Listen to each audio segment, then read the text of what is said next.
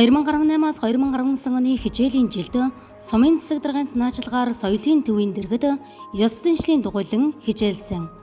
Тус дугуйланг Ахмад багш долгормаа удирдан явуулсан бөгөөд хүүхдийг багаас нь бурайд айлгаар зөв цэвэр ярьж сургах, бурайд өв соёлыг түгээн дэлгэрүүлэх, мартагдахаас урьдчилан сэргийлэх зорилгоор энэхүү дугуйлан хичээллэж, COVID-19 стартахалтай холбоотойгоор түрх хугацаанд завсарлаад байна.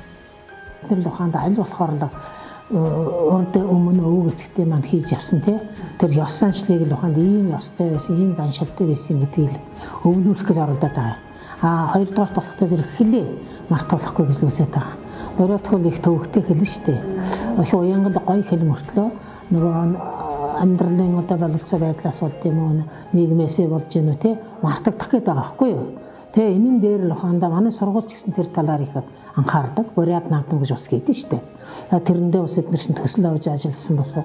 Тэгэл аль болохоор л үлдээх гээл оролдоод байгаа юм бид нар.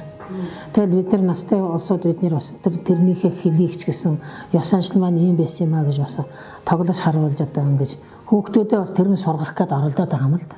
Ялангуяа хэлний хувьд бол их бэрхшээлтэй болж байгаа. Тий. За гэхдээ зарим айл хүмүүс бол бас бурайдаа бас мартахгүй төлөө үзээд л байна л да. Тэгээ зарим айл бол гэртээ бол одоо юу хэд өгөхтэй зэрэг аль болох бурайдаар ярих, юмнуудыг бурайдаар нэрлүүлэх ингэж их үзээд байгаа байхгүй юу.